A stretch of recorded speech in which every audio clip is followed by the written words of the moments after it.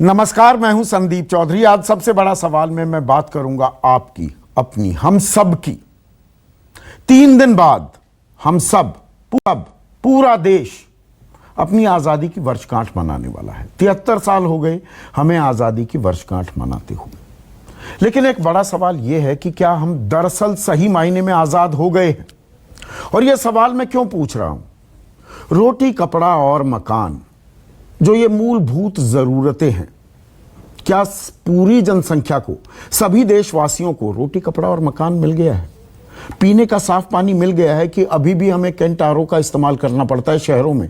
गांव की हालत तो आप मुझसे बेहतर जानते हैं। और यह सवाल आज क्यों मैं पूछ रहा हूं?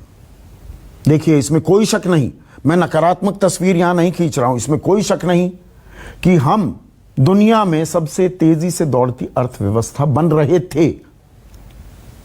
पूरी दुनिया की निगाहें हम पर थी कि ये देश, ये हाथी, भारत को हाथी कहा जाता है, बहुत दिनों तक सोया लेकिन अब खड़ा हुआ है और अब ये सरपट दौड़ने वाला है। लेकिन कोरोना काल आ गया, संक्रमण काल आ गया, संकट काल आ गया और अर्थव्यवस्था का जो पहिया भी था वो घूमना बंद कर गया।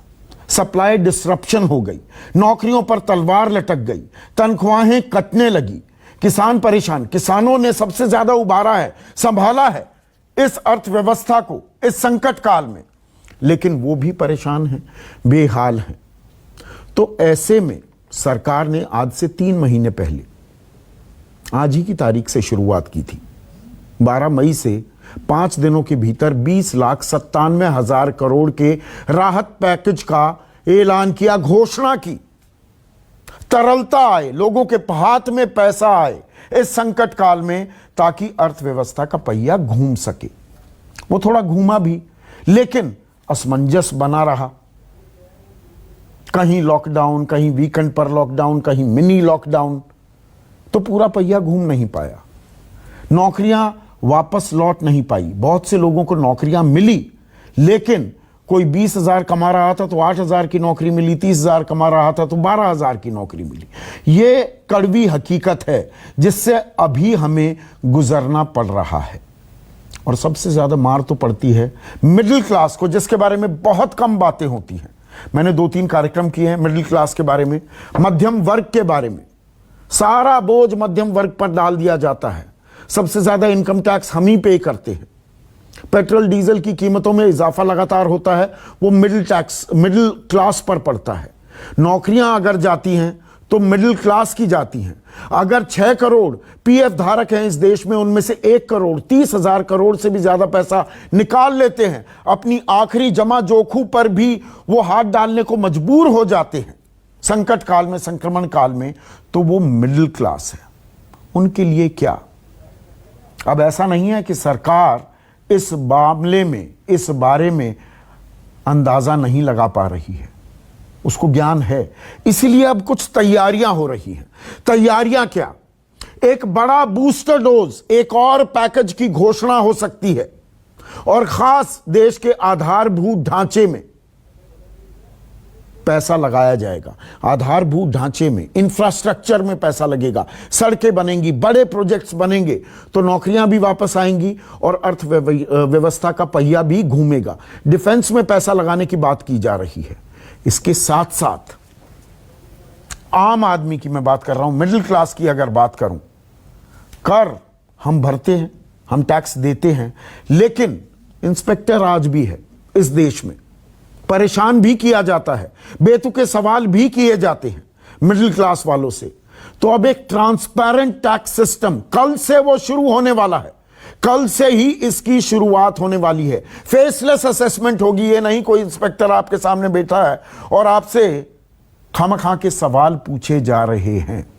करदाता की, आपकी, मेरी, हमारी ईमानदारी पर भरोसा करेगी सरकार। रीओरिएंट किया जाएगा टैक्स स्ट्रक्चर भी, टैक्स ढांचा भी। और इसके अलावा जो गरीब तबका है, जो खुद मुख्तार हैं, जो पानी निकालते, कुआं खोदते हैं और पानी निकालते हैं, उसी से पानी पीते हैं, उनके लिए भी अब लोन की सुविधा बढ़ा दी जाएगी। डायरेक्ट बेनिफिट ट्रांसफर, खाते हैं, सरकार के पास पूरा का पूरा डेटा है, बैंकों के पास डेटा है। अब उसका इस्तेमाल किया जाएगा दिहाड़ी मजदूरों के लिए, छोटे जो रेहड़ी पटड़ी वाले हैं, छोटे किसान हैं, उनको मदद की जाएगी कि आप आत्मनिर्भर बन पाएं। एक चीज तो कल से शुरू हो रही है, 15 तारीख पर भी हमारी निगाह होगी कि देश को क्या दिया जा सकता है, क्योंकि उसकी जरूरत है। ऐसे में आज का सबसे बड़ा सवाल, क्या 15 अगस्त को होगा एक और बम्पर पैकेज का ऐलान? और क्या इस बार मोदी मिडिल क्लास को देंगे मरहम? चर्चा में मेरे साथ बीजेपी के राष्ट्रीय प्रवक्ता डॉक्टर संबित पात्रा, कांग्रेस के राष्ट्रीय प्रवक्ता प्रोफेसर गौरव वल्लभ, अर्थव्यवस्था के अच्छे खासे जानकार हैं, अमर पटनायक बहुत दिनों बाद वापसी कर रहे हैं मेरे कार्यक्रम में, बीजेडी बीजू जनता दल के वरिष्ठ नेता हैं, राज्यसभा सांसद हैं, नौकरशाह रह चुके हैं। मेरे साथ एलजेपी के नेशनल वाइस प्रेसिडेंट, उनके मुख्य प्रवक्ता ए.के. वाजपेयी हैं, जाने माने सीए, टैक्स मामलों के देश में सबसे बेहतरीन जानकार शरद कोहली मेरे साथ हैं, और मेरे सहयोगी रह चुके हैं, वरिष्ठ पत्रकार हैं और अब मैनेजिंग एडिटर बन गए हैं न्यूज के, न्यूज विद अ जे, ये डिजिटल प्लेटफॉर्म है, सिद्धार्थ जराबी भी मेरे साथ जुड़ गए हैं। तो संबित, जो मैंने ओपनिंग कमेंट्स दिए, देखिए आजादी का पर्व मनाएंगे, आजादी की वर्षगांठ मनाएंगे और 73 साल पूरे हो जाएंगे हमारे, लेकिन सही मायने में अभी भी बहुत मामलों में हम आजाद नहीं हो पाए हैं। संकट काल, संक्रमण काल ने, इस कोरोना काल ने और दोहरी मार मारी है। तो क्या देश एक और राहत की गुंजाइश या उम्मीद रख सकता है 15 अगस्त को? मेरा सीधा सवाल है।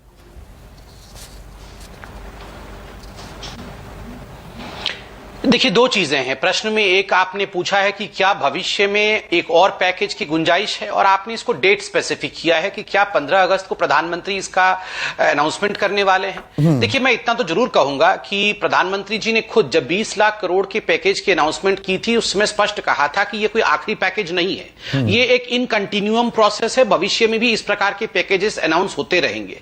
मगर जहां तक डेट स्पेसिफिकेशन का विषय है, तो मैं भारतीय जनता पार्टी के प्रवक्ता के नाते यह कह नहीं सकता, ये लिबर्टी मेरे पास नहीं है कि 15 अगस्त को प्रधानमंत्री जी क्या अनाउंसमेंट करेंगे या क्या अनाउंसमेंट नहीं करेंगे। दूसरी बात है, देखिए आपने कुछ बहुत वाजिब प्रश्न भी उठाए हैं हर सेक्शन के लिए, जो गरीब से गरीब तबका है, अमीर से अमीर तबका है, जो इंडस्ट्रियलिस्ट तबका है, जो मिडिल वर्ग है, उन सब के लिए सरकार ने क्या किया है। प्रधानमंत्री नरेंद्र मोदी जी ने एक वाक्य का बार बार प्रयोग किया है कि इस आपदा से, इस चुनौती से किस प्रकार हम अपॉर्चुनिटी लाएं, अपॉर्चुनिटी फ्रॉम चैलेंज किस प्रकार हम निकाल के लाएं और आत्मनिर्भर किस प्रकार बने, उस पथ पे हम हर दिन चल रहे हैं। परसों भी एक बहुत बड़ा अनाउंसमेंट हुआ, राजनाथ जी ने सुबह कहा कि मैं एक अनाउंसमेंट करने वाला हूं, और उसके चंद घंटों बाद उन्होंने कहा कि 101 ऐसे आइटम जो डिफेंस के हैं उस पे इंपोर्ट इंबार्गो लगेगा, जिसके कारण वो अब हिंदुस्तान में ही मैन्युफैक्चर होंगे। और चूंकि 101 आइटम हिंदुस्तान में ही मैन्युफैक्चर होंगे और उनका एक बहुत वृहद दायरा है, स्वाभाविक है इसमें हर क्लास का आदमी इफेक्टेड होगा, मिडिल क्लास का भी आदमी इफेक्टेड होगा, लोअर क्लास का भी आदमी इफेक्टेड होगा, और इंडस्ट्रियलिस्ट भी अफेक्टेड होगा। मेरा यहां मानना है, और यहां इकोनॉमिस्ट भी बैठे हुए हैं, कि विषय चाहे कोई भी हो, आत्मनिर्भर अगर एक यूनिट बनती है तो हर यूनिट को उससे लाभ होता है। अगर एक इंडस्ट्रियलिस्ट खड़ा होता है तो उसके नीचे चाहे मिडिल क्लास वर्कर हो और चाहे गरीब आदमी हो, लेबरर हो, उसको भी फायदा होता है। अगर एक किसान आत्मनिर्भर बनता है तो उसका फायदा मिडिल क्लास ये तो मुलम्मा उड़ा रहे हैं ना आत्मनिर्भरता का। देखिए संबित, बीच में रोक रहा हूं, संबित, अच्छे दिन आने का जो वादा था, या make in India, stand up India, startup India, skill India, वो भी तो आत्मनिर्भरता की बात थी ना। तो ये 6 साल बाद अब आत्मनिर्भरता की बात होने लगी, 6 साल पहले इनकी बात हो रही है। मैं इसका जवाब देता हूं, मैं इसका जवाब देता हूं। हाँ। देखिए संदीप जी, आपने कहा make in India, startup India, stand up India, क्या ये मुलम्मा थे? क्या नहीं, आत्मनिर्भरता का मुलम्मा चढ़ाया गया इन्हीं पे। भारत की बात कर रहे हैं। देख, मैं बता रहा हूं, मैं इसका उत्तर दे रहा हूं। देखिए, कम से कम ये बात तो सही है कि मेक इन इंडिया और startup India, stand up India, ये जेन्युइन एफर्ट्स थे, क्योंकि जनता ने इसको टैक्टिकली भांपा भी, जनता ने इसको टेंजिबल बेनिफिट इसका जो है महसूस किया, और वही नतीजा रहा कि 2019 में 2014 से भी बड़े मैंडेट के साथ मोदी जी, यही तो हम इसी प्रकार जानेंगे ना, जनता हमें सच्चा मानती है, झूठा मानती है। तो जनता ने हमें उससे भी बड़ा मैंडेट दिया। मतलब ये made in India make in India और startup India, stand up India, ये सब सही थे। इस पे मुलम्मा चढ़ाया जा रहा है क्या? नहीं। मनरेगा पहले था, मनरेगा 40,000 करोड़ रुपीस उसमें अलॉट किया गया था, 60,000 करोड़ रुपीस उसमें ऐड किया गया। ये जो पैकेज दिया गया पहले अलॉट किया था, अधिकांश लोगों तक जो यहां से वापस गए थे माइग्रेंट लेबर, उनको बेनिफिट हो। अब 1 लाख करोड़ से अधिक का बना दिया, उससे बिल्कुल एडिशन हुआ, उसमें एडिशन हुआ ना, तो मुलम्मा नहीं चढ़ाया गया है, वाकई टेंजिबल बेनिफिट दिया गया है। नहीं, मुझे ये बताइए, देखिए संबित, वो दिया गया 20,97,000 करोड़, 1 मिनट संबित, 20,97,000 करोड़ दिए गए, उसको कोई डिनाई नहीं कर रहा, लेकिन उसको 3 महीने हो गए हैं। मैं क्यों पूछ रहा हूं, कोई बंपर पैकेज की घोषणा होगी क्या? उसके संकेत मिल रहे हैं कि भाई आप इंफ्रास्ट्रक्चर को, डिफेंस को, आपने डिफेंस का जिक्र किया, सही जिक्र किया कि इनको रिवाइव किया जाएगा। तो क्या पैसा दिया जाएगा? क्योंकि जेब में पैसा नहीं आया, 3 महीने बाद भी अभी भी अर्थव्यवस्था गोता ही खा रही है। अभी भी आज इंडेक्स ऑफ इंडस्ट्रियल प्रोडक्शन का आंकड़ा आया तो वो 16.5% सिकुड़न है, अभी परेशानियां बनी हुई है। हमारा अर्थव्यवस्था का इंजन, उसको ईंधन की जरूरत है। मैं इसलिए यह सवाल पूछ रहा हूं। संदीप जी, अच्छा सवाल है और इसमें कोई दो मत नहीं है कि केवल भारत का ही नहीं, पूरा वैश्विक परिस्थिति आज एक चैलेंज से गुजर रहा है। पूरे वैश्विक इकोनॉमी की कहीं ना कहीं आज भट्टा बैठा हुआ है और उसको रिवाइव करने के लिए हर कंट्री अपने अपने तरीके से सोच रहे हैं और भारत इसमें एक अच्छा काम भी कर रहा है और सही कदम भी समय पे उठा रहा है और ये इकोनॉमी रिवाइव भी होगी। ये आप देख लीजिए, जितने भी बड़े संस्था हैं उनका ये मानना है कि India is moving in the right direction, जहां की बाकी जो देश हैं, चाहे वो यूएस हो और बाकी देशों में इंक्लूडिंग चाइना, उनका जो रिसेशन है वो कंपेयर टू इंडिया अधिक है। यहां इकोनॉमिस्ट बैठे हैं, वो बताएंगे आपको। मेरा इसमें कहना है कि एक 20 लाख करोड़ का पैकेज दिया गया है, वो इंस्टॉलमेंट में दिया भी जा रहा है। आपने 4 दिन पहले प्रधानमंत्री जी ने 17 लाख करोड़ रुपया का इंफ्रास्ट्रक्चरल पैकेज ऑन एग्रीकल्चर वो भी देखा है। नहीं, 17 लाख करोड़ का कहां था वो? 17,000 करोड़ के 2,000 रुपए 8.5 करोड़ लोगों को देना था, 17,000 करोड़ का, और 1 लाख करोड़ का एक इंफ्रास्ट्रक्चर फंड था। माय मिस्टेक, 17,000 करोड़, 17,000 करोड़ का था। मगर ये पैकेजेस में अनाउंस हो रहे हैं और ये जमीन पर उतर रहे हैं, इसमें किसी प्रकार नहीं, मैं ये सवाल, देखिए हर सेक्टर बेनिफिट, देखिए सरकार लेकर नहीं आई कोरोना को। 1 मिनट सुनिएगा, सरकार नहीं लेकर आई कोरोना को, ये वैश्विक महामारी है। पर हमें ये ऐसा नहीं है कि कोरोना काल में ही हमारी विकास दर धड़ाम हुई है। अगर आप 7 तिमाही देखेंगे इससे पहले, तो हमारी विकास दर लगातार गोता खा रही थी और वो 3.1 पर आ गई आखिरी तिमाही, जो जनवरी से मार्च तक की तिमाही थी। तो ये सिलसिला लगातार चलता आ रहा था। बेरोजगारी दर 6.1% पर थी कोरोना काल से पहले, यानी कि नौकरियां सृजित नहीं हो रही थी। 45 साल का वो उछला स्तर था। ये सिर्फ कोरोना के चलते नहीं है, इस बात को हम नहीं भूल सकते। मैं इसका उत्तर देता नहीं, मैं तो इससे आगे जाके बताता हूं। आपने तो फिर भी कम बोला है। मैं तो बताता हूं कि कांग्रेस पार्टी तो 2019 के चुनाव से पहले इन्हीं विषयों को लेकर कि इकोनॉमी गोता खा गई है और एम्प्लॉयमेंट बिल्कुल जनरेट नहीं हो पा रहा है, एक नो कॉन्फिडेंस मोशन तक लेकर आई थी। और नो कॉन्फिडेंस मोशन से पहले सोनिया जी ने भी कहा था, हम तो बिल्कुल स्पष्ट रूप से मानते हैं कि सरकार गिर जाएगी और हमारी सरकार बनेगी। उस नो कॉन्फिडेंस मोशन का क्या हुआ वो भी हमने देखा। उसके बाद चुनाव हुआ, चुनाव के नतीजे भी देखे। देखिए, कांग्रेस पार्टी ने ये पेंट करने की कोशिश की है कि देश में कोई एम्प्लॉयमेंट जनरेशन नहीं हो रहा है और देश गरीब हो गया है। मैं आपको 2018 टाइम्स ऑफ इंडिया का एक महत्वपूर्ण हेडलाइन था, वो पढ़ के सुनाता हूं।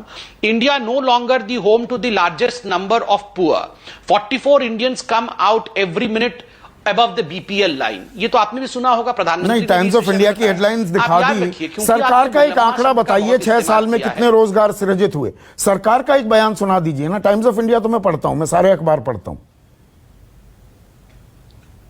नहीं, मैं 6 साल में मैंने तो आपको नो कॉन्फिडेंस मोशन का 1.5 घंटे का प्रधानमंत्री का भाषण, उनको वो तो कांग्रेस की परेशानी है। कांग्रेस से मैं पूछूंगा क्यों नकारात्मक तस्वीर पेंट करते हैं। मैं आपसे पूछ रहा हूं, रोजगार का कभी आंकड़ा देगी सरकार? देखिए, आपने अभी पैंडेमिक के बारे में कहा। चलिए अभी की बात कर लेते हैं। एम्प्लॉयमेंट अभी क्या, मैं तो कह रहा हूं पिछले 6 साल में कब दिया रोजगार का आंकड़ा? पहले की आर्टिकल है इकोनॉमिक। ये 15 दिन पहले भी 6 साल के अंदर ही आता है। मैं इसमें आपको दिखा रहा हूं, इकोनॉमिक टाइम्स का ही आर्टिकल है। India's employment rate improved by 3.3% for week ended June 14, CMIE। ये तो CMIE के आंकड़े हैं, इन्होंने 27% बताया था। नहीं, आप कंफ्यूज कर रहे हैं। देखिए संबित, 27% बेरोजगारी दर बताई थी, अब बताने लगे हैं 35.7% बताया है, 27% नहीं बताया है, 35.7% बताया है साहब। 27% नहीं बताया है। 3.3% for the week ended June 14 at 35.7% compared to 32.4% for the week before that, the highest weekly jump so far. आप कंपैरिजन कर रहे हैं, वो कंपैरिजन के आंकड़े दे रहे हैं। मुझे मालूम है ये आंकड़े, मुझे मालूम है ये आंकड़े, आप कंपैरिजन के आंकड़े बता रहे हैं। मैं यही कह रहा हूं, क्योंकि हम 27% तक बेरोजगारी गई थी, 12 करोड़ लोगों के रोजगार चले गए थे, उनमें से 9 करोड़ के वापस आ गए हैं, ये CMI बता रहा है। ये आंकड़े मैं अच्छी भली भांति जानता हूं। लेकिन गौरव वल्लभ, मुझे ये बताइए, सरकार अगर सीधा इशारा कर रही है कि अभी एक और राहत पैकेज आने वाला है और जल्द ही आएगा, तो उसे आप वेलकम करेंगे?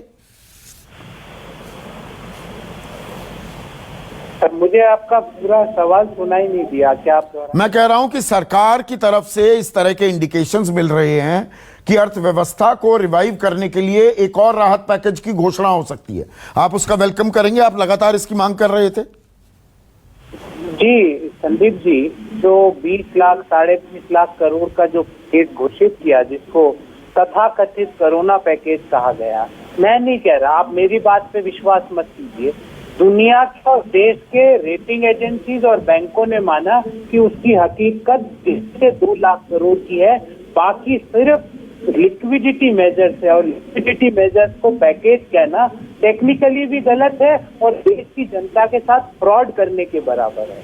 दूसरी बात मैं आपको याद दिला दूं, मैं पात्रा जी को सुन रहा था, संबित जी आपने कहा make in India. Make in India का क्या ऑब्जेक्टिव था?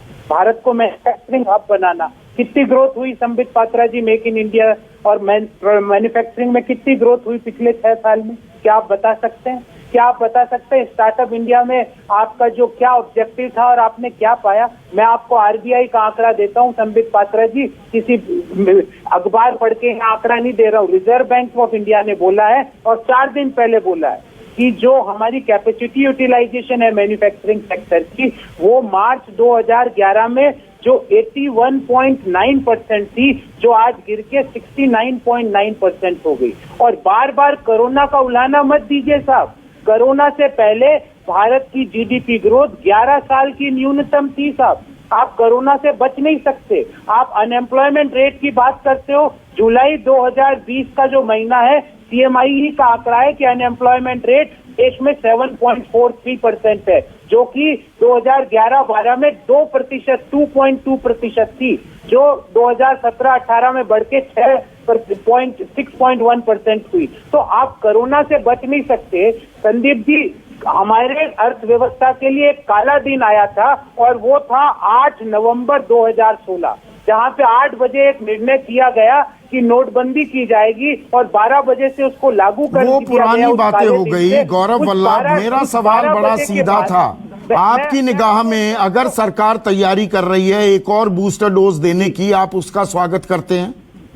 मैं और कांग्रेस पार्टी स्वागत करते हैं, अगर उसमें फ्रॉड और झूठ ना दिया जाए, लोगों के हाथ में कैश दिया जाए, MSME के हाथ में पैसा दिया जाए, मध्यम आय वर्गीय लोगों के लिए पे चेक प्रोटेक्शन प्रोग्राम लागू किया जाए, बड़ी कंपनियों के लिए रिट्रेंचमेंट के लिए जीरो रिट्रेंचमेंट पॉलिसी के लिए एनफोर्स किया जाए, उसका स्वागत करेंगे हम। पर अगर ये फ्रॉड करेंगे वापिस, जो 20.5 लाख करोड़ रुपए के पैकेज में किया, तो वो उसका खामियाजा आज देश भुगत रहा है। आज 20.5 लाख करोड़ के पैकेज के बावजूद ना हमारी मैन्युफैक्चरिंग बढ़ रही है, ना कोर सेक्टर में ग्रोथ आ रहा है। सरकार जो कर रही है, एक मिनट गौरव, सरकार की तरफ से साफ संकेत मिल रहे हैं और दर्शकों आपको यह समझने की जरूरत है, ये मुद्दे सीधे आपसे जुड़े हैं। बहुतेरी जो चर्चाएं बहस होती हैं उनसे आपका कोई लेना देना नहीं होता, कोई सरोकार नहीं, आपको कोई फायदा नहीं मिलता। ये आपको बोरिंग लग सकती है, ये आपके भले की चर्चा है, आप इसको थोड़ा समझने की कोशिश कीजिए। गौरव, सरकार जो कह रही है, नीति आयोग से लगातार बातचीत चल रही है, जो दिहाड़ी मजदूर हैं, रेहड़ी पटड़ी वाले हैं, छोटे कारोबारी हैं, छोटे किसान हैं, और क्योंकि उनका डेटा सरकार के पास अवेलेबल है, जैम के जरिए, बैंकों के पास उनका डेटा है, तो उन्हें सीधे पैसे भी, ये काशी योजना बनाई है सरकार ने, 2 लाख तक भी उनको लोन मिल सकता है, उनको पैसे मिल सकते हैं बिना किसी बिचौलिए के। तो इस तरह के कोशिश की जाए, क्या वो इकोनॉमिक एक्सटार्ट नहीं होगी? एक गरीब को, एक मध्यम वर्ग को क्या इसका सहारा, सहायता नहीं मिलेगी? संदीप जी, अभी 20.5 लाख करोड़ में से लगभग 16 लाख करोड़ लोन के हिस्से, कितना लोन मिल गया और कितना डिसबर्स हो गया, मैं पूछता हूँ भाजपा के प्रतिनिधि से जो यहाँ बैठे हैं। और आप देखिए, आज एक आपदा का समय है, लोगों को हाथ पकड़ने की जरूरत है, उन्हें कर्ज की खुराक देने की जरूरत नहीं है, उनका हाथ पकड़ के उनके हाथों में पैसा देने की जरूरत है। आप क्या समझते हैं, आज के समय जिस व्यक्ति की नौकरी जा रही हो, उसकी सैलरी में कटौती हो रही हो, वो लोन लेने जाएगा बैंक के पास, और अगर वो चले भी गया तो बैंक उसकी कम सैलरी के आधार पर उसको लोन देगा? आप ऐसे मजाक मत कीजिए। आप खुद आत्मनिर्भर बनने के चक्कर में सरकार ने बैंकों को परमात्मा निर्भर बना दिया है संदीप जी। तो लोन की खुराक से काम नहीं होगा, लोगों के हाथ में पैसे डालने पड़ेंगे, एमएसएमई उद्यमियों के हाथ में पैसे डालने पड़ेंगे, लार्ज कॉर्पोरेट को बाध्य करना पड़ेगा कि नो रिटेंशन पॉलिसी हो, आपको किसानों के हाथ में एडिशनल पैसा डालना पड़ेगा, जब ये तो 2000 रुपए दिए तो गए हैं, नई डिमांड का सृजन होगा, नया कंजम्पशन आएगा इकोनॉमी में। पर अमर पटनायक, ये तो कैश 22 सिचुएशन हो गई ना, मुर्गी पहले आई कि अंडा पहले आया, ये तो वो वाला खेल हो गया कि आप कैश जेब में डालेंगे, सरकार के पास पैसे नहीं है, सरकार नहीं बोलती है, पर आप भी जानते हैं, मैं जानता हूं, मेरे दर्शक जानते हैं, तो सीधा जेब में पैसा भी नहीं दिया जा सकता, तो वो तरलता के जरिए कि भाई आप लोन उठा लो।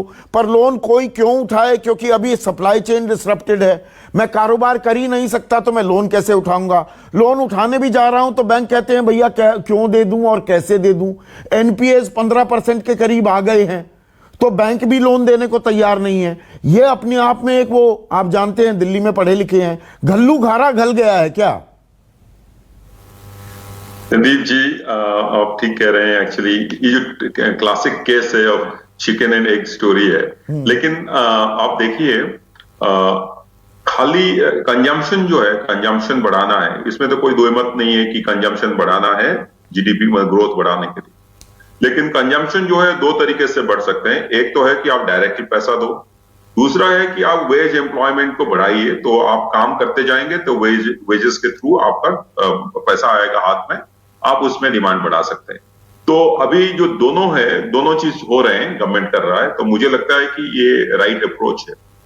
लेकिन पॉइंट ये है कि जो लिक्विडिटी, जो गरीब कल्याण योजना पहला जो ट्रांच था, उसमें जो लिक्विडिटी का ज्यादा मतलब मॉनिटरी इंटरवेंशन ज्यादा कर दिया, वो हर कंट्री किया है। वैसे वो जो कह रहे हैं पता नहीं, लेकिन यूके में भी वही हुआ है, यूएसए में भी वही हुआ है। उनका जो एंटायर स्टिमुलस पैकेज था, उसमें मॉनिटरी कंपोनेंट ज्यादा था, तो इसमें भी, इंडिया में भी वही हुआ है। लेकिन प्रॉब्लम यही हुआ है कि लिक्विडिटी आपने इंजेक्ट कर दिया, लेकिन डिमांड जब नहीं है, वो सैंक्शन लेटर पड़ा हुआ है, लेकिन डिस्बर्समेंट नहीं हुआ है, वो स्लोली ग्रो हो रहा है। तो मेरा अभी एक ही रहेगा कि अल्टीमेटली अभी जो गवर्नमेंट का थ्रस्ट होना चाहिए कि इकोनॉमिक एक्टिविटी बढ़ाया जाए, किसी भी इकोनॉमिक एक्टिविटी कहने को, देखिए 1 मिनट अमर, और आप उड़ीसा से आते हैं तो आप इस मुझसे बेहतर जानते हैं वहां की जमीनी हकीकत, और मैं सब राज्यों की बात कर रहा हूं। अब संबित ने कहा, ठीक कहा, 60,000 करोड़ की मद थी मनरेगा की, 40,000 करोड़ और बढ़ा दिए गए, पर मनरेगा में भी employment is hit a wall, वो दीवार खड़ी हो गई है, कटाई बुआई चली गई, अब जितना काम होना था वो मिल गया। अब जो लोग, जो मजदूर जिनका पलायन हुआ था, जिसको हमने लगातार कवर किया, सड़कों पर, रेलवे ट्रैक पर, साइकिल पर, तिपहिए पर, ऑटो में अपने गांव जाने को जो बेसब्र थे, अब वो वापस आना चाह रहे हैं, क्योंकि गांव में भी, मनरेगा में भी जो जॉब्स थे, जो नौकरियां थी, और वो भी 100 दिन के लिए हैं, वो ड्राई अप कर गई हैं। गलत तो नहीं मैं कह रहा आपको। लास्ट मीटिंग, हमने भी एक पार्टिसिपेट किया था आपका डिबेट में मनरेगा के ऊपर। मनरेगा ये है कि it's a livelihood support for non skilled worker. It can not take place, माने स्किल्ड जो है वो रोजगार नहीं है, वो रोजगार नहीं है, वो दिहाड़ी है 100 दिन की मिल गई, इमीडिएट लाइवलीहुड सपोर्ट, उसमें किसी का खाना तो मिल जाएगा एटलीस्ट। तो वो गवर्नमेंट ने किया है, तो वो तो राइट डायरेक्शन है। लेकिन उसके बाद जो नौकरी क्रिएट करना है, उसके लिए मैन्युफैक्चरिंग को देना है, बढ़ावा देना है, तो अभी तक जो हुआ है उसमें सफिशिएंट नहीं हुआ है। इसमें कोई दो मत नहीं है। तो मुझे बिल्कुल तो ठीक लगता कह है रहे कि हैं। ये एक कुछ मिनट नया- सिद्धार्थ, जरा भी देखिए सिद्धार्थ, आप कॉरपोरेट वर्ल्ड को, कॉरपोरेट जगत को, और जिसका हिस्सा मैं भी हूं, प्राइवेट कंपनियों में हम काम करते हैं और सरकारी कंपनियों को भी, महकमों को आप भली भांति जानते हैं। ये आंकड़े भी, जो आंकड़े अभी कोट किए संबित पात्रा ने, 27% थी, अब सीएमआई कह रहा है 7.5% पर आ गई बेरोजगारी दर, ये पूरी तस्वीर नहीं बता रहा है। ये नहीं बता रहा है कि जिस आदमी की नौकरी थी वो फर्ज कीजिए 50,000 रुपए कमा रहा था, आज वो 30,000 रुपए की नौकरी कर रहा है या करने को मजबूर हो रहा है, या 20,000 की। वो नौकरी तो वापस मिल गई या दिहाड़ी तो वापस मिल गई, वो पुराने लेवल पर मिली है क्या? इस पर चुप्पी है। ये डेटा उस बारे में जानकारी नहीं दे रहे हैं सिद्धार्थ। गलत तो नहीं मैं कह रहा हूं, आप डेटा मुझसे बेहतर जानते हैं सिद्धार्थ। संदीप, सबसे पहली बात कि मैं इस डेटा के जंजाल में पड़ना ही नहीं चाहता हूं, क्योंकि इस डेटा में इतनी सारी बातें छुपी हुई हैं कि सच्चाई हमारे दर्शकों के सामने आ नहीं पाएगी। और एक जो हमारे भाजपा के प्रवक्ता ने 2019 के चुनाव में इकोनॉमी पे चुनाव हुआ, मुझे लगता है कि थोड़ा आश्चर्य वाली बात है। कारण यह है कि हमने वो कवर किया और वो चुनाव किसी और मुद्दे पे हुआ। और मैं ये इसलिए कह रहा हूं, इनका कटाक्ष नहीं करने के लिए, परंतु डेटा एम्प्लॉयमेंट का जहां पे हम अच्छे ढंग से अभी तक वेरीफाइबल डेटा ला ही नहीं पाए, तो उस पर डिबेट करना बिल्कुल मतलब डायरेक्शनलेस बात होगी। अब आपके प्रश्न में मैं बस एक बात जोड़ना चाहूंगा कि पिछले सितंबर से लेके अभी तक जितनी भी घोषणाएं हुई, उनमें एक बहुत बड़ी जो समस्या है, जो पहले भी हमने देखा कि मेक इन इंडिया और बाकी स्कीम्स 2014 से 2019 तक कई उनमें रिजल्ट्स जितने आ सकते थे वो इसलिए नहीं आए क्योंकि लाइन मिनिस्ट्रीज पे और प्राइवेट सेक्टर की इंप्लीमेंटेशन में बहुत ज्यादा गैप थी। और मैं ये क्यों कह रहा हूं, सितंबर से लेके और खासकर आत्मनिर्भर पैकेज की अगर आप एनालिसिस करें तो each of those packages have seen कि केवल 40 से 50% और वो भी कुछ ही में अभी तक इंप्लीमेंटेशन हो पाई है। वित्त मंत्रालय कई स्कीम्स की इंप्लीमेंटेशन स्टेटस के ट्वीट्स लगातार पिछले 2-3-4 सप्ताह में निकाल रहा है और उसमें खुद हम देख रहे हैं कि बहुत ज्यादा गैप है between the announcement and the actual implementation, और इसके कारण एक लैग इफेक्ट आएगा। आपने जो करंटली एम्प्लॉयड लोगों को अपनी वेज में कटौती सहनी पड़ रही है वो एक विषय उठाया है, परंतु उससे बड़ा जो विषय है ऑफ ले ऑफ्स, और क्योंकि ले ऑफ्स यहां पे गिनती नहीं हो पाती है, आप जानते हैं कि यूएस में एक प्रकार से अनएम्प्लॉयमेंट का एक पेरोल डेटा मिल जाता है कि जो पेरोल से हट जाता है, इंडिया में वो है नहीं। ईपीएफओ से हमें वो डेटा मिलेगा क्योंकि जैसे ही कोई बंदा अनएम्प्लॉयड हो जाता है तो उसकी ईपीएफ कंट्रीब्यूशन बंद हो जाती है। ईपीएफओ से 1 करोड़ लोगों ने, 6 करोड़ ईपीएफ धारक हैं, 30,000 करोड़ से ज्यादा पैसा निकाला है ना सिद्धार्थ। ये आखिरी जमा जोखिम होती है। मैं पीएफ कटवाता हूं अपना कि रिटायरमेंट, या मेरा बेटा बड़ा होगा विदेश जाएगा, कोई घर में हारी बीमारी बड़ी चीज हो गई, तभी हाथ लगाता हूं, वरना नहीं हाथ लगाता। You are absolutely right Sandeep ji. EPFO is वही इक्विवेलेंट है जो घर में बहु बेटियों के सोने का इक्विवेलेंट होता है, कि ये आखिरी है, this is the deposit of last resort. पर इसी से जुड़ी हुई बात, ये तो विड्रॉल्स हुए, अब नए डिपॉजिट्स कितने घटे हैं, ईपीएफओ में कॉन्ट्रीब्यूशंस कितनी घटी हैं, ये डेटा बहुत ही इंपॉर्टेंट डेटा है जो हमें बताएगा कि इस वैश्विक महामारी का एक्चुअल असर क्या पड़ रहा है प्राइवेट सेक्टर पे, क्योंकि गवर्नमेंट में से तो किसी की छटाई हो नहीं रही, गवर्नमेंट किसी को निकालता नहीं है, तो ये प्राइवेट सेक्टर की समस्या है और ये डेटा हम कहीं पे मिलता ही नहीं है। मैं कहीं पर मिलता नहीं है, मैं वही तो पूछा। संबित ने टाइम्स ऑफ इंडिया की हेडलाइन बता दी, मैंने कहा आप बता दीजिए बेरोजगारी का, रोजगार का आंकड़ा बता दीजिए सरकार ने कब दिया है। बिल्कुल, और मैं ये मांग करूंगा कि कम से कम ईपीएफओ, लेबर मंत्रालय, बाकी संस्थाएं इस डेटा को कहीं ना कहीं बाहर लाएं, क्योंकि जैसे राजनाथ सिंह जी ने कहा कि वैश्विक महामारी से 7-8 साल शायद पीछे हो गया भारत, तो मुझे अब मैं उस बात को और इस बात को अगर जोड़ूं तो ये डेटा सबसे महत्वपूर्ण है। और सरकार को इस डेटा को रिलीज करना चाहिए और कांग्रेस को इसकी डिमांड करनी चाहिए। एक क्विक कमेंट, डिमोनेटाइजेशन बार बार उठाने से 15 अगस्त को किसी राहत पैकेज की घोषणा हो सकती है, आप उम्मीद करते हैं? 20,97,000 करोड़ ने वो करिश्मा नहीं कर पाए हैं जिसकी उम्मीद जताई जा रही थी।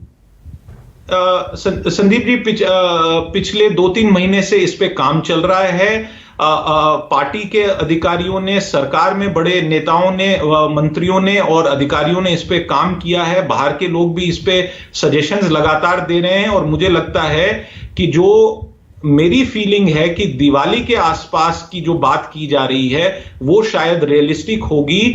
उसका बेनिफिट कितना होगा वो शायद उस अनाउंसमेंट के बाद हमें, पहले अभी सरकार शायद ये इंतजार कर रही है कि वाजपेयी की ये संकट काल, ये कोरोना का भूत जो पीछे पड़ा हुआ है, ये कब इससे पिंड छूटता है। उससे पहले एक और डोज देने में शायद सरकार अभी गुरेज कर रही है। सरकार तो कर रही है। देखिए, ये ऐसा ना कहिए, शुरुआत की 3.5 लाख करोड़ का पैकेज, फिर 20,57 करोड़ का पैकेज, 1,000 करोड़ का पैकेज, उसके बाद फिर ये 1 लाख करोड़ का पैकेज। मतलब सरकार तो पूरी तरीके से प्रयास कर रही। और देखिए अभी ये जो ये 1 लाख और ये ऐसा होता है ना, दे दिए 1 लाख करोड़ वो मिलेंगे 5 साल में, अभी 10,000 करोड़, अगले साल 30,000 करोड़। ये देखिए हेडलाइन ग्रैबिंग के लिए बड़ा अच्छा होता है। अरे 1 लाख करोड़ दे दिए, कहां दे दिए अभी? बिल्कुल नहीं। देखिए सरकार दर्शकों को जाननी चाहिए। नहीं जाने तो वो समझेंगे तो पता चलेगा ना। हाँ। देखिए सरकार पॉलिसी लाएगी ना, एक स्कीम बनाएगी कि भाई आप इतना पैसा ले सकते हैं अगर ये शर्तें पूरी करेंगे।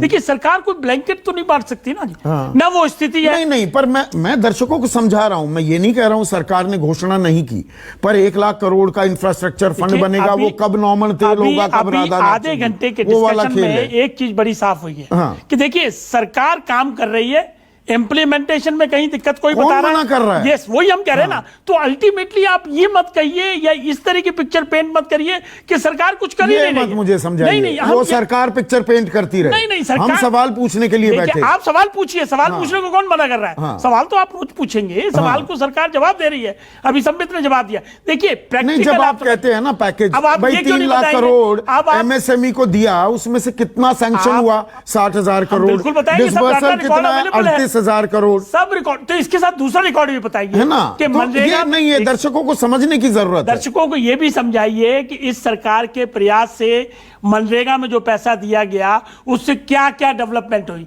अब जैसे फॉर एग्जांपल साइकिल की बिक्री बढ़ी कि नहीं बढ़ी, ये बताइए ना दर्शकों को।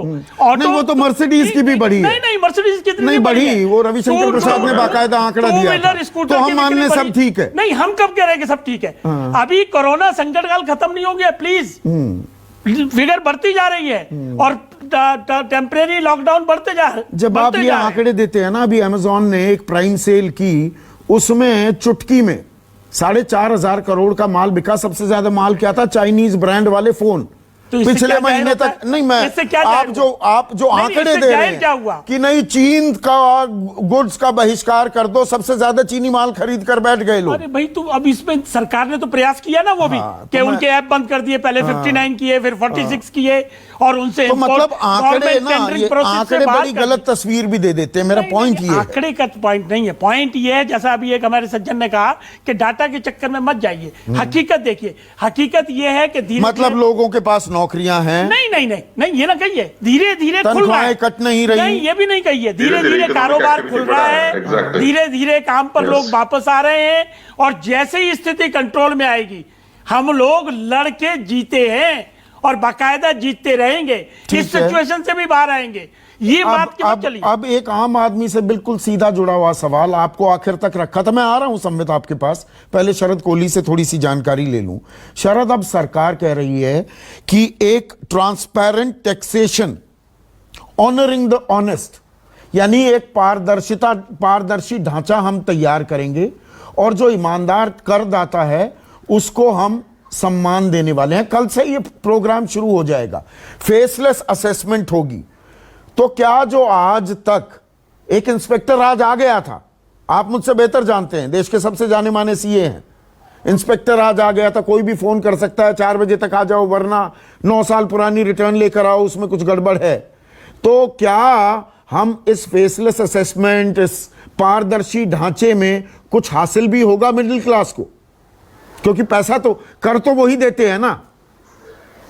देखिए संदीप, जो कर देने वाले हैं उनकी संख्या, ये सबको बात विदित है कि उनकी संख्या बहुत सीमित है। कुल मिला के अगर कर देने वालों की हम बात करें तो वो को 1.5-2 करोड़ हैं, जबकि रिटर्न फाइल करने वाले 5-6 करोड़ हैं। तो वो तो बहुत ही छोटी गिनती है। मैं आपको एक बात से अवश्य जानकारी देना चाहता हूँ, वो ये है कि आपने शुरू में जिक्र किया था startup India, stand up India, make in India वगैरह जो सरकार ने स्कीम्स निकाली थी, और ये सरकार भी इस बात को स्वीकार करेगी कि जिस मंशा से वो निकाली गई थी, मतलब जो उम्मीदें थी उससे, उन उम्मीदों तक तो नहीं पहुंच पाई, पर एक स्कीम अच्छी थी, इसमें भी कोई दो राय नहीं। क्यों नहीं निकल पाई? अब जब हमने आत्मनिर्भर पैकेज की अनाउंसमेंट देखी तो उसमें हमने चाइनीज एप्स को बैन किया, हमने इंपोर्ट ड्यूटीज लगाई, हमने बहुत सारी चीजों पर रिस्ट्रिक्शन लगाई। उससे क्या हुआ, मैं आप मुझे एक एक बताने दीजिए। स्टार्टअप इंडिया में क्या हुआ, बहुत सारे बच्चों ने, बहुत सारे यंग एंटरप्रेन्योर्स ने ऐप बेस्ड बहुत बड़े बड़े सॉल्यूशंस निकाले। जब उन्होंने निकाले, उनको पता लगा कि एक चाइनीज पहले ही था तो उसका चल नहीं पाया। जब किसी ने यहाँ फैक्ट्री लगानी चाहिए तो पता लगा कि फैक्ट्री पहले ही चाइना से ये माल सस्ता मिल जाता है, तो ये नहीं हो पाया। अब जब ये कदम उठाए जा रहे हैं, जबकि चाइनीज माल पे बारी बारी करके बैन लगाया जा रहा है, मैं समझता हूं ये सबसे ठीक तरीका है। अब अगर हम मेक इन इंडिया को बढ़ावा दें, अब अगर हम स्टार्टअप इंडिया को बढ़ावा दें, जब हमने चाइनीज को यहाँ इन्वेस्टमेंट करने से भी मना कर दिया है, अब मैं समझता हूं ये सफल रहेंगे। ये सफलता इसकी आगे अब बनती है। और एक बात जो मैं और यहाँ जोड़ना चाहूंगा कि टाइम लैग जो रहा, अभी हम जो पैटर्न देख रहे हैं, जो सरकार अनाउंसमेंट कर रही है, एक बजट की तरह से होता है, उसकी अनाउंसमेंट करी जाती है और फिर उसके 3 हफ्ते 4 हफ्ते बाद वो इम्प्लीमेंट होना या उसकी पॉलिसी बनती है। वो जो टाइम लैग है, मुझे लगता है वो टाइम लैग देश को खल रहा है। तो सरकार को चाहिए क्या कि जब अनाउंसमेंट करी जाती है, तुरंत अगर उसको जमीनी तौर पे इम्प्लीमेंट कर दिया जाए, तो मैं समझता हूं जिस मंशा से वो करा जा रहा है, जो भी स्कीम लाई जा रही है, चाहे किसानों की 1 लाख करोड़ की इंफ्रास्ट्रक्चर स्कीम हो, चाहे एमएसएमईज को 3 लाख करोड़ की लोन देने की स्कीम हो, अगर उसकी इंप्लीमेंटेशन की स्पीड बढ़ा दी जाए, मैं समझता हूं बहुत हद तक इस समस्या का समाधान हो सकता है। और जहां तक टैक्सेशन की बात है, उस पर मैं आपका कमेंट चाहूंगा शरद। जो टैक्सेशन की बात है संदीप, टैक्सेशन में पारदर्शिता लाना जरूरी है। जब से टैक्सेशन का सिस्टम डिजिटल हुआ है, जब से टैक्सेशन का सिस्टम सारा का सारा इलेक्ट्रॉनिक हुआ है, ये बात हमें माननी पड़ेगी कि अब टैक्स की चोरी उतनी आसानी से नहीं हो सकती जितनी आसानी से आज से चंद वर्ष पहले हो जाती थी। पर यह भी तो सच्चाई है संदीप कि कुल 1.5 करोड़ लोग टैक्स देते हैं। इस 132 करोड़ की आबादी में हमारा देश इतना गरीब नहीं है कि केवल 1.5 करोड़ लोग टैक्स दें। मैं समझता हूं सरकार चाहती है कि ज्यादा से ज्यादा लोग आगे आके टैक्स, पर वो 1.5 करोड़ को ही शुरू करेंगे हमारी। नहीं, वो 1.5 करोड़ को ही नींबू बना दो। एक हरियाणा के बड़े नेता थे, अब मैं उनका नाम नहीं यहां लेना चाहूंगा, वो कहते थे कि नींबू और बनिए, यानी कारोबारी को जितना निचोड़ोगे ना, जितना दबाओगे उतना रस देंगे। तो हम नींबू बना दिए हैं क्या सरकार ने? ये 1.5 करोड़ लोग, हमें जितना दबाओगे उतना रस निकलेगा। ये जो नींबू है संदीप, ये जो नींबू है, इसमें रस अनलिमिटेड नहीं निकल सकता। नहीं, ज्यादा दबा देते हो ना नींबू को, कड़वा हो जाता है वो रस भी, उसका स्वाद भी कड़वा हो जाता है। वो उसके बाद रस नहीं निकलेगा। इसीलिए नए नींबू उगाने की जरूरत है। मेरा यही कहने का मतलब है कि पारदर्शिता लाने का ऑब्जेक्ट ये नए नींबू उगाना, इससे कि जो लोग टैक्स नहीं देते हैं वो टैक्स दें। और फेसलेस असेसमेंट, मैं समझता हूं भ्रष्टाचार को खत्म करने की एक मुहिम है। और बहुत हद तक, क्योंकि मैं टैक्स को भली भांति जानता हूं, मैं आपको ये बता सकता हूं बहुत हद तक अब टैक्स के महकमे में भ्रष्टाचार में कमी आई है जब से इलेक्ट्रॉनिक किया गया है। उस पर हम और विस्तृत चर्चा करेंगे, लेकिन संबित मुझे एक चीज बताइए, मैं सीधा मिडिल क्लास पर आ रहा हूं। ये 1.5 करोड़ लोग जो टैक्स देते हैं या 6 करोड़ लोग जो रिटर्न्स भरते हैं, इनको क्या मिल रहा है इस संकट काल में? और मैं इस खुद एक डिस्क्लोजर के साथ कि मैं मिडिल क्लास का हिस्सा हूं। मैं टैक्स भी भरूं संबित, आप भी मिडिल क्लास हैं, आप टैक्स भी भरें, मैं भी टैक्स भरूं। डीजल पेट्रोल की कीमतें बढ़ा दो, एक्साइज ड्यूटी बढ़ा दो, वैट बढ़ा दो, वो भी मैं भरूं, चाहे दाम लगातार घट रहे हों। तनख्वाहों पर तलवार लटकेगी, कटेंगी तनख्वाहें, उसका खामियाजा भी भुगतूं। नौकरी को लेकर सर पर तलवार लटकी रहेगी, मेरे बच्चे स्कूल में जा नहीं पाएंगे, महंगे अस्पतालों में इलाज में कराता फिरूं। सब चीजों की ठेकेदारी, जिम्मेदारी मिडिल क्लास पर ही आ गई है क्या? चलिए मैं इसका उत्तर देता हूं और मुझे थोड़ा वक्त दीजिएगा, बहुत सुना भी है, अभी उत्तर भी देना बनता है। नंबर एक, आप अपने परिवार या मेरे परिवार का ही आप एक उदाहरण ले लीजिए। हमारे परिवार में अगर एक छोटा सा बच्चा है, माँ है और पिता है, अगर तीनों एक साथ बीमार पड़ जाते हैं तो होता क्या है, पहले माँ और पिता मिलकर बच्चे को लेके जाते हैं डॉक्टर के पास, और उसके बाद पति पत्नी को डॉक्टर के पास लेके जाता है, और अंत में पति भी एडमिट होता है। ये जो सबसे कमजोर होता है, अगर छोटा सा बच्चा है वो बोल नहीं पाता है तो पहले उसको देखता है घर में कोई भी व्यक्ति। देश पे भी यही लागू होता है। 80 करोड़ लोगों तक राशन पहुंचाने का काम, उनके घर तक प्रति महीने, अभी पूरे छठ के पर्व तक उनके घर में ये 8 महीनों तक 80 करोड़ लोगों को राशन पहुंचाने का काम, क्योंकि उनके लिए हैंड होल्डिंग बहुत आवश्यक था, वरना वो जी नहीं पाते। इसलिए प्रायोरिटी नंबर 1 सबसे गरीब जो था वो। उसके बाद 50 करोड़ से अधिक लोगों तक, चाहे वो विकलांग हो, चाहे वो महिला हो, चाहे वो खाता धारक हो, जनधन योजना के माध्यम से उनके अकाउंट में डीबीटी के माध्यम से पैसा ट्रांसफर करना, यह भी हैंड होल्डिंग है। ठीक है, मिडिल क्लास के लिए क्या दिया गया? मैंने शुरू में इसको कहने की कोशिश की थी, समय नहीं मिला। स्पिल ओवर इफेक्ट आप देखिए, एक उदाहरण दे रहा हूं। आप हाउसिंग सेक्टर के रिफॉर्म्स को देखिए जो कोरोना काल में किया गया। जिस प्रकार से सब्सिडाइज्ड हाउसिंग के पूरे विषय को 1 वर्ष के लिए बढ़ाया गया, मार्च 2020 से एक्सटेंड करके उसको मार्च 2021 तक किया गया है। ये आपको मैं बताऊं, ये इसका बेनिफिट मोस्टली जो 6 लाख से 18 लाख बिल्डर भाग गए, संवेद घोस्ट टाउनशिप्स खड़ी हो रही हैं, सपनों का मकान वहां जर्जर हालत में पड़ा है, पोजेशन नहीं मिल पाती। किसने कहा? किसने कहा? देखिए, आइए लेकर चलता हूं, कहेंगे कि नोएडा में ही घुमाता हूं आपको। मिल रही है सपनों, नहीं मैं बताता हूं। देखिए, इस हिसाब से तो कुछ भी देश में नहीं हो रहा है। नहीं, अब फिर आप दूसरा नैरेटिव लेकर चल पड़े। उसके बाद फिर इंदिरा जी ने कहा गरीबी हटाओ, फिर राजीव जी ने कहा गरीबी हटाओ। तो आप बताइए, ये इस प्रकार से कहा जाएगा कि हमने कुछ भी नहीं किया? ये कौन कह रहा है? मैं आपको बता रहा हूं कि अगर इंफ्रा पुश मिलता है, इंफ्रा पुश में मैं कंप्लीट, देखिए बहुत सुना मैंने, 10 सेकंड तो दे दीजिए। सबसे ज्यादा वक्त आपको दिया है, मैं एक उदाहरण दे रहा हूं। इंफ्रा पुश तो आप मानते हैं कि हर सेक्टर, नहीं मैं कंप्लेंट नहीं कर रहा हूं, मैं उत्तर देना ही चाहता हूं बताइए ना विषय का। देखिए, इंफ्रास्ट्रक्चरल पुश दिया गया है, ये तो आप मानते हैं, चाहे वो एग्रीकल्चर सेक्टर हो, चाहे वो डिफेंस सेक्टर हो। अब इंफ्रा पुश मिलता है किसी भी सेक्टर में, तो सबसे बड़ा बेनिफिशियरी उसमें मिडिल क्लास होता है। सीमेंट का विक्रेता कौन है? मिडिल क्लास का कोई व्यक्ति होगा। अगर सरिया बेचने वाला कोई अगर वहां दुकान खोल के बैठा है, तो सरिया बेचने वाला कौन है? वो कहीं मिडिल क्लास का व्यक्ति होगा। तो हर मिडिल क्लास के, एक मिनट गौरव वल्लभ, मतलब मिडिल क्लास, वही मैं नींबू वाली बात कर रहा हूं। नींबू है, इसको दबाते रहो, रस देता रहेगा। मिडिल क्लास को क्या मिला है? पूरी जिम्मेदारी हम निभाएं, कर हम दें। 1.5 करोड़ लोग कर देते हैं, उनको ठीक आप सम्मान, अब पारदर्शिता आ जाएगी, इस पर बात खत्म हो जाएगी क्या?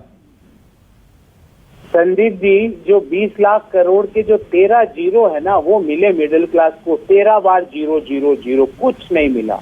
आप रोज यहाँ टीवी पे संदीप जी हम बहस करते हैं, हम कहते हैं अमेरिका से हमारी तुलना करते हैं, ब्रिटेन से हमारी तुलना करते हैं कोरोना में। अरे वहां पर प्रति माह पे चेक प्रोटेक्शन प्रोग्राम में $2,000 मिल रहे हैं। मैं यही कह रहा कि आप प्रति व्यक्ति के खाते में $2,000 डालिए, पर क्या 5,000-7,000 रुपये नहीं डाल सकते? डाल सकते हैं, मंशा होनी चाहिए। दूसरी बात संदीप जी, जब मैंने नोटबंदी का उदाहरण दिया, मैं आप फिर पूछता हूँ, क्या नोटबंदी के बाद 1 साल भी जीडीपी, नोटबंदी करने के बाद 1 क्वार्टर में भी जीडीपी में ट्रेंड आया? इतने बड़े इकोनॉमिस्ट यहाँ बैठे हैं, मैं उनसे पूछना चाहता हूँ, उत्तर है बिल्कुल नहीं आया। तीसरी बात, भारतीय जनता पार्टी के प्रतिनिधि ने कहा हमने राशन पहुंचाया। मैं इन्हीं के आंकड़े दे रहा हूँ और इन्हीं के आंकड़ों से ये शर्मा जाएंगे। यूनाइटेड नेशन की वर्ल्ड फूड प्रोग्राम में के अनुसार पिछले 3 महीने में 2 करोड़ से ज्यादा लोग भूखमरी में गए हैं। ये यूनाइटेड नेशंस का आंकड़ा है। फिर मैं पिछले साल का आंकड़ा दूं तो वर्ल्ड हंगर इंडेक्स में 2019 में 117 देशों में हमारा 102वां था। फिर उन्होंने कहा डीबीटी कर दिया हमने 500 रुपए का। क्यों मजाक करते हो भाई साहब? 5 महीने हो गए कोरोना को एंटर हुए देश में। आपको लगता है 500 रुपए में 5 महीने आदमी जिंदा रह सकता है? मजाक करना बंद कीजिए। फिर आपने कहा हमने हाउसिंग रिफॉर्म कर दिए। जी, क्या ये मतलब बचकानी बातें कर रहे हैं? मेरी सैलरी जा रही है और ये कह रहे हैं लोन पे मैं रियायत दे रहा हूँ, मेरी सैलरी में कटौती हो रही है, ये कह रहे हैं जाओ होम लोन ले लो सस्ती दरों पर। ये इस तरह की बातें ना करें, लोगों को हाथ पकड़िए। आज आपका सरकार का हाथ चाहिए हमें, हाथ के हमें इस आपदा से बाहर निकालिए। और गवर्नमेंट बोरोइंग करके ऐसा निश्चित रूप से कर सकती है, जनता के साथ मजाक मत कीजिए। और जब आप हाथ पकड़ेंगे तो नई डिमांड का सृजन होगा, नया कंजम्पशन आएगा, नया कंजम्पशन नए प्रोडक्शन को प्रेरित करेगा और नया प्रोडक्शन इकोनॉमी में नया रोजगार लेके आएगा। ये चेन को आपको चलानी पड़ेगी, अन्यथा आप भले पैकेज पे पैकेज रोज घोषित मैं करते अंतिम जाओ, कमेंट्स उससे लूंगा अभी। इकोनॉमी एक मिनट गौरव वल्लभ और संवित गौरव, अमर पटनायक, ए.के. वाजपेयी, बड़े दुख से, और दर्शकों को भी मैं आपको बता रहा हूं, हमारे चैनल पर बहुत दफा आए, टीवी स्टूडियोज में दिखते थे। कांग्रेस के राष्ट्रीय प्रवक्ता और मेरे बहुत अच्छे दोस्त थे। राजीव त्यागी का निधन हो गया है, उनको दिल का दौरा पड़ा है, तो हम उन्हें भावभीनी श्रद्धांजलि देते हैं। हमारी संवेदनाएं हैं उनके परिवार के साथ।